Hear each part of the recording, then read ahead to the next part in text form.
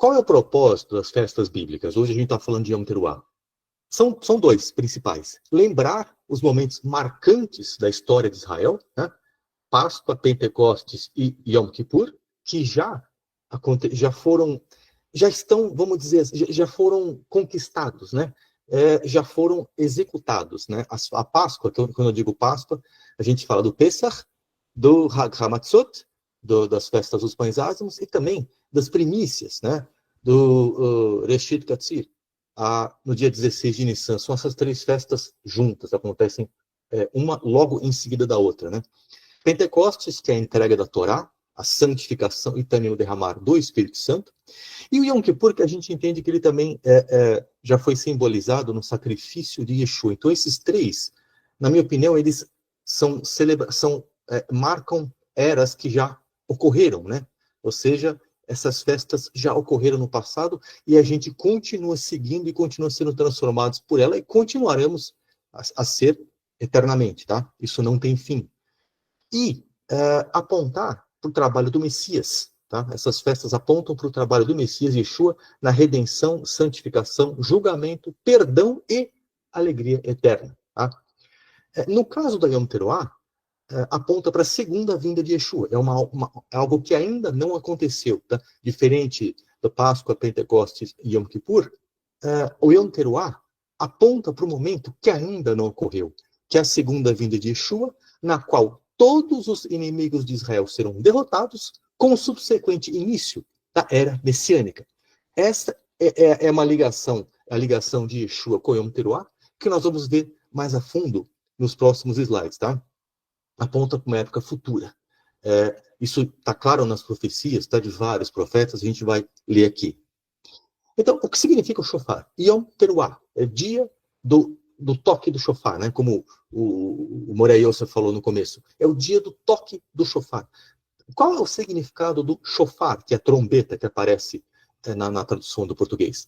Nas escrituras apostólicas, gente, que a gente chama aqui Novo Testamento apenas para fins didáticos, tá? Não existe uma parte da Bíblia que sobrepôs a anterior. Em Mateus 24, 31, nós temos: a grande trombeta tocará, e ele mandará os seus anjos para os quatro cantos da terra. E os anjos reunirão os escolhidos de Deus de um lado do mundo até o outro. Este é o verdadeiro arrebatamento, tá? Eu tenho um vídeo no meu canal que fala isso mais em detalhes, só que este é o verdadeiro arrebatamento, não é levar todo mundo antes da tribulação, sabe? Vai um, fica outro. Esse conceito do arrebatamento tribulacionista, foi inventado por um cidadão chamado John Darby, no século XIX. Tá? Antes disso, esse conceito não existia. Nem mesmo os pais da igreja criaram esse arrebatamento pré-tribulação. Tá? Esse cidadão criou no século XIX, ficou famoso em algumas denominações cristãs, mas não tem fundamento bíblico algum. Tá? Eu te convido a assistir esse vídeo no meu canal. 1 Tessalonicenses 4,16. O que mais está claro aqui, né? O que mais representa Yom Teruah? Pois o Senhor mesmo descerá do céu com um brado de comando, com a voz do arcanjo e com o toque da trombeta de Deus. Primeiro, os mortos em Yeshua ressuscitarão. 1 Coríntios 15, 52. Num abrir e fechar de olhos, quando tocar a última trombeta, ela tocará, os mortos serão ressuscitados como seres imortais e todos nós seremos transformados. Então, esses são os 3 versos que eu selecionei das escrituras apostólicas falando sobre Yom Teruah. Agora vamos voltar um pouquinho para a época dos profetas, tá? No Tanakh, o que é conhecido como Antigo Testamento, aqui nós chamamos de Tanakh, e ver o que eles falam sobre o shofar. Profeta Joel, toquem as trombetas no Monte Sião, ou seja, Jerusalém. Deem um grito de alarme no monte de Deus. Trema de medo, povo de Judá, pois está chegando o dia do Senhor. Então veja, Joel está deixando muito claro que esse toque do shofar não é uma festa, não é uma celebração, não é como a festa de Sukkot, que é para regozijarmos, alegrarmos, comermos, bebermos. Ele diz: trema de medo. Tremam de medo, porque o rei está chegando, tá? Esse toque do shofar é um alerta. É um alerta, nós vamos entender melhor. Quer dizer, o Morei Yosef já falou disso no começo, vamos falar mais um pouco disso agora. o profeta Sofonias, Zefania.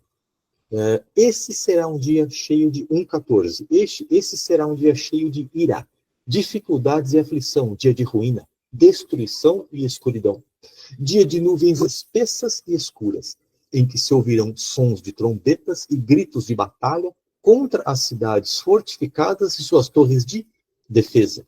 Está dizendo o dia do Senhor, quando Yeshua batalhará e vencerá os inimigos de Israel. Yeshiahu, Isaías 27:13. Naquele dia soará uma grande trombeta. Os que estavam perdidos na Síria e os que estavam exilados no Egito virão e adorarão o Senhor no Monte Sião, em Jerusalém. Nós lemos em Mateus o que o profeta Yeshiahu está falando sobre o quê? O arrebatamento. Trazer os exilados de volta para Israel no toque do shofar. Tá? Tudo isso se refere a Yom Teruah. Bom, onde entra Yeshua nisso tudo? Agora começa a parte mais legal. A festa bíblica se chama Yom Teruah, dia do toque do shofar, como nós já vimos, né? Não se trata de uma festa de celebração, mas de um chamado para o arrependimento e autoanálise. O toque do shofar anuncia a vinda do rei, que virá para julgar. O shofar foi tocado por Deus no Monte Sinai ao entregar a Torá, tá, por seu povo, no livro de Êxodo. Na oração do rei Salomão, Shlomo, tocou-se também o shofar, 1 Reis 1:39. E o apóstolo Paulo, Rav Shaul, anuncia o retorno de Yeshua com o toque do shofar. No dia do Yom Teruah, tá, o judaísmo sempre fez uma conexão com o quase sacrifício de Yitzhak, chamado de Akedah, tá, que é amarração. Isso é muito profundo há muito tempo. Há muito tempo, e são várias denominações judaicas, não é só o ortodoxo, o ultra-ortodoxo, todos. Existe uma ligação muito forte. Existe o conceito de que o Rosh Hashanah, Yom Teruah, está intimamente ligado àquele quase sacrifício de Yitzhak. Vamos entender por quê. Que isso vai trazer uma conexão muito estrita entre o Yom Teruah e Yeshua. Talmud, né, do Rosh Hashanah 16a. Recitem diante de mim, em Rosh Hashanah, que é equivalente ao Yom Teruah, versos que mencionem realezas, lembranças e chofares. Realezas para que vocês me coroem como rei sobre você. Lembranças para que suas lembranças subam diante de mim para sempre. E como que aumentará a lembrança? Ele subirá como shofar. Eu coloquei aqui, gente, uma tradução, desculpa, no Google. Eu não prestei atenção nessa tradução com o português aqui, tá? Da mesma forma, o Rabino Abarro disse, por que alguém toca o shofar feito de chifre de carneiro em Rosh Hashanah? O santo, bendito seja ele, disse, toque diante de mim um shofar feito de chifre de carneiro, para que eu me lembre do sacrifício. A palavra em hebraico aqui não é sacrifício, é akedah, tá? Que significa amarrar. O verbo akedah, que significa amarrar, de Yitzhak, filho de Abraão. Olha só, em cujo lugar um carneiro foi sacrificado, e eu atribuirei isso a vocês como se vocês tivessem se sacrificado diante de mim. Então, os sábios dizem que neste dia de Rosh Hashanah, ao lembrar do quase sacrifício de Yitzhak, Deus olha para como se fosse o nosso sacrifício. O quase sacrifício de Yitzhak, nós vamos ver nos próximos slides, ele tem tudo, ele menciona absolutamente tudo sobre o sacrifício de Yeshua. Tá? E o judaísmo, ao trazer essa conexão entre Yom Teruah e Rosh Hashanah, não está pensando no sacrifício de Yeshua, mas está usando o quase sacrifício de Yitzhak para dizer que aquilo foi um sacrifício válido para que Deus se lembre e perdoe os nossos pecados. Vamos ver alguns outros versos para esse conceito ficar mais claro. Olha o que diz Midrash Tanhuma, Levíticos 23, 8, 10. Estava em meu coração ontem lembrar-te de que me disseste que Isaac era minha semente, quando me disseste, leva-o para o holocausto. Mas eu me contive e não te desafiei. Portanto, quando os descendentes de Isaac pecarem e forem oprimidos, lembre-se da amarração de Isaac. Considere isso como se suas cinzas estivessem empilhadas sobre o altar, e perdoe-os e liberte-os de sua angústia. O santo bendito, ele respondeu: você falou o que estava em meu coração. Agora direi o que desejo dizer. No futuro, os descendentes de Yitzhak pecarão contra mim, e eu os julgarei em Rosh Hashanah. Deixe-os tocar o shofar para mim, e eu os salvarei e redimirei de seus pecados. Olha onde entra Yeshua nisso, gente. Quem é o único responsável pela expiação dos pecados? Quem é o único no qual nós podemos ter nossos pecados expiados? Nele. Então, isso está falando de Yitzhak, como se Yitzhak tivesse, o quase sacrifício de Yitzhak tivesse o poder de fazer expiação pelos pecados de Israel. Isso é o que Davi quis dizer quando cantou: meu escudo, minha força de salvação, minha torre alta, em Salmo 18:3. Olha o sacrifício de Yitzhak sendo considerado como se fosse a obra de Yeshua. Tá? Essa é uma oração que eu peguei aqui, gente, do Marsor. O Marsor, ele é um livro de orações, um livro judaico de orações, válido para Yom Teruah e Yom HaKippurim. Tá? Então, ele tem todas as orações que os judeus fazem durante o Yom Teruah e durante o Yom Kippur. Eu estou pegando aqui um trecho de um Marzor de Rosh Hashanah Ashkenazi, tá? Não é o Safardi, vai ter outro. Eu peguei aqui exemplo um Ashkenazi. Olha a oração que o judeu Ashkenazi faz em Rosh Hashanah. Nosso Deus e Deus de nossos pais, lembra-se de nós favoravelmente e deixe que apareça diante do Senhor a amarração, Akedah, com a qual nosso pai Abraão amarrou seu filho Yitzhak sobre o altar. Pois aquele que se lembra de todas as coisas esquecidas desde a eternidade és tu, e não há esquecimento diante do trono de tua glória. E a amarração de Yitzhak em nome de seus descendentes, que o Senhor possa se lembrar disso hoje com compaixão. Bem-aventurado és tu, Senhor, que se lembra da aliança. Quer dizer, os judeus, os Ashkenazes, gente, oram todo Rosh Hashanah para Deus se lembrar da amarração, que não foi um sacrifício, mas foi um quase sacrifício de Yitzhak, em favor deles. Olha o que diz o Pesquit Rabat. O Pesquit Rabat é um midrash, um comentário alegórico da Idade Média, entre séculos 9 e 13. Tá? Disse o santo, bendito seja, a Abraão: no futuro, quando seus filhos estiverem em perigo, eles se lembrarão da amarração de Yitzhak e tocarão o shofar.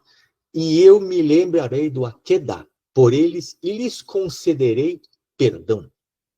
Não estamos falando aqui de graça, de favor, estamos falando de perdão.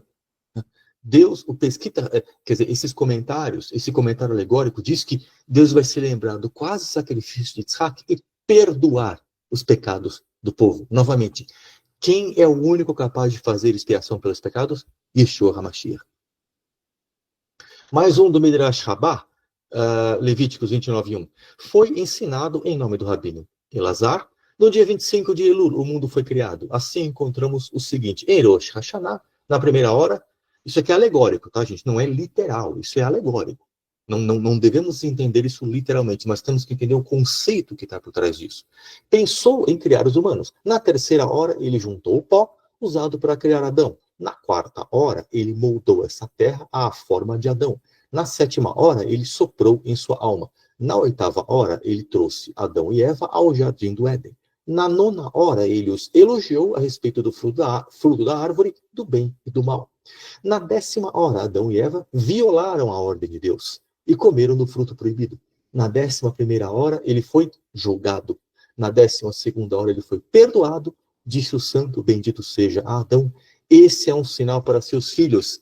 Assim como vocês veem diante de mim um julgamento e eu lhes dei perdão, assim também seus filhos virão diante de mim em julgamento e eu lhes darei perdão.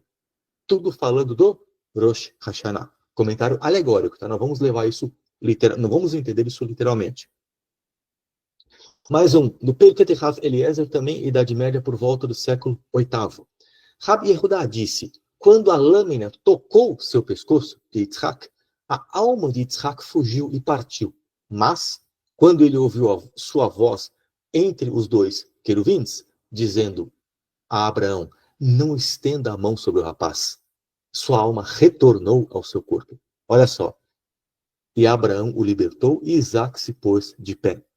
E Isaac sabia que desta maneira os mortos no futuro serão ressuscitados. O que o apóstolo Paulo diz em Tessalonicenses? O que o apóstolo Paulo diz em Coríntios que nós lemos? Os mortos em Yeshua ressuscitarão. E Isaac sabia que desta maneira os mortos no futuro seriam ressuscitados. Ele abriu a boca e disse: bendito és tu, Senhor, que ressuscita os mortos.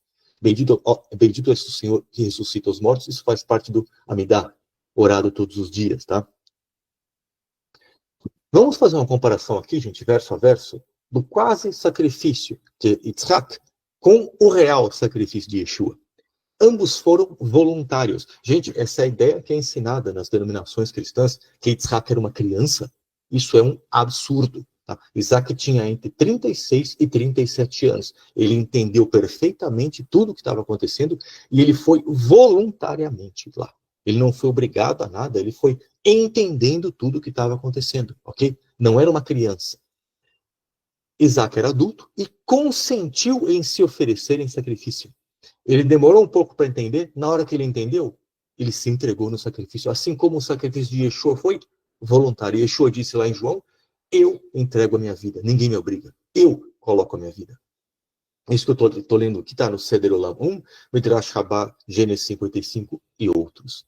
Abraão creu na ressurreição. Olha que interessante. Em Gênesis 22:5, o que Abraão fala? Ok? Nós adoraremos, tá? E Nishuvá, retornaremos, tá? Ele fala, adoraremos e retornaremos. Nishuvá, Alechem, para aqueles outros que estavam lá. Então, Abraão creu na ressurreição ao dizer que eles iriam adorar e voltar. Isaac, isso é sensacional. Isaac carregou a madeira sobre seus ombros para os sacrifícios. Olha o que diz em Gênesis 22:6. Et etzei haolá vayasem al Yitzhak. Tá? A madeira do sacrifício ele colocou sobre Yitzhak. Literalmente, ele colocou sobre Yitzhak. Yitzhak carregou a sua própria madeira, assim como Yeshua também carregou a sua. Midrash Rabbah, Gênesis 56:2, olha o que ele diz: como um condenado que é forçado a carregar a forca, na qual será enforcado. Gente, isso foi escrito por rabinos que não creem em Yeshua.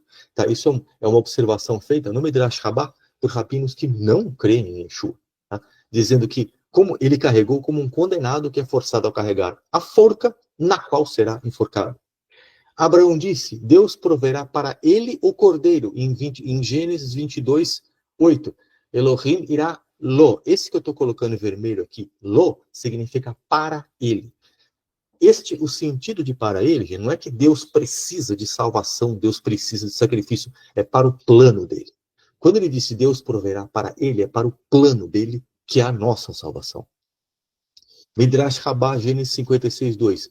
Em todo caso, Deus mesmo cuidará do cordeiro, meu filho. Abraão dizendo. Agora os comentários dos sábios. Com isso ele quis dizer, e se não? Ou seja, se Deus não prover um cordeiro, você mesmo será o cordeiro para o holocausto. Midrash Rabbah, Gênesis. Após mencionar várias ocasiões, tá, onde o terceiro dia é mencionado, tá? Eu tenho um vídeo também que fala sobre isso quando a gente analisa o sacrifício, a cronologia do sacrifício de Yeshua.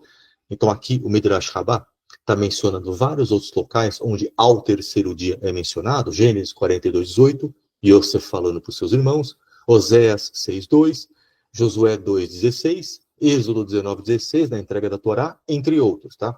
Então o Midrash Rabbah, Gênesis 56:1, diz o seguinte, Rab Levi disse, foi devido ao mérito do terceiro dia de Abraão, nosso patriarca, como está escrito, no terceiro dia Abraão levantou os olhos e viu o lugar de longe. O que ele viu? Viu uma nuvem presa à montanha. E ele disse, parece que este é o lugar onde o santo bendito seja ele me disse para sacrificar o meu filho. Tá? Ao terceiro dia, ressurreição de Yeshua. Yitzhak foi tentado por Satanás, tá? Eu não vou trazer o verso aqui para a gente não demorar muito. Em 2 locais está escrito isso, no Midrash Rabbah, Gênesis 56, e também no Tanhuma. Abraão, quando Yitzhak foi tentado por Satanás, Abraão respondeu dizendo exatamente o seguinte: para trás de nós, Satanás.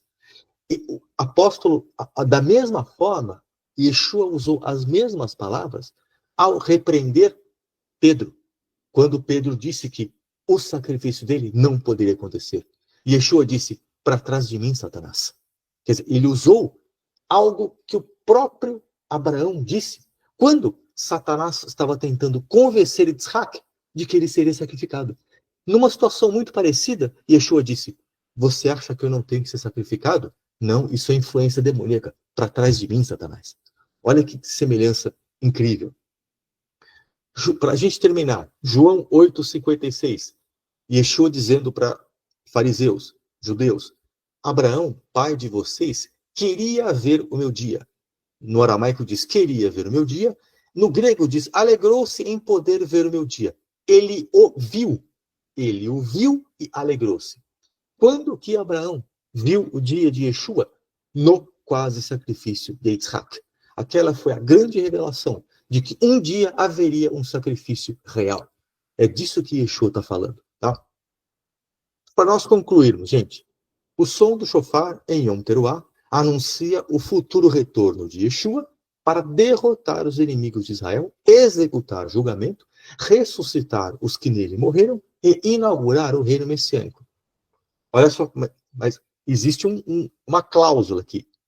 Ano após ano, Deus nos dá a oportunidade de antever o retorno de Yeshua, ano após ano, tá? Vamos ter uma oportunidade muito em breve, arrepender-nos e ter nossas vidas transformadas, que é o Teshuvah. Teshuvah vem do verbo shuv, que é retornar. Quando ele voltar, não haverá mais segunda chance. Então, todo ano, nessa mesma época, Deus chama a todos, tá? Neste mesmo instante, nesses dias que chamados dias de... esqueci a tradução agora. Não é dia de espanto, é dia de atenção.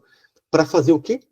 Entre o Yom Teruah e o Yom Kippur, existem todos esses dias para a gente se analisar.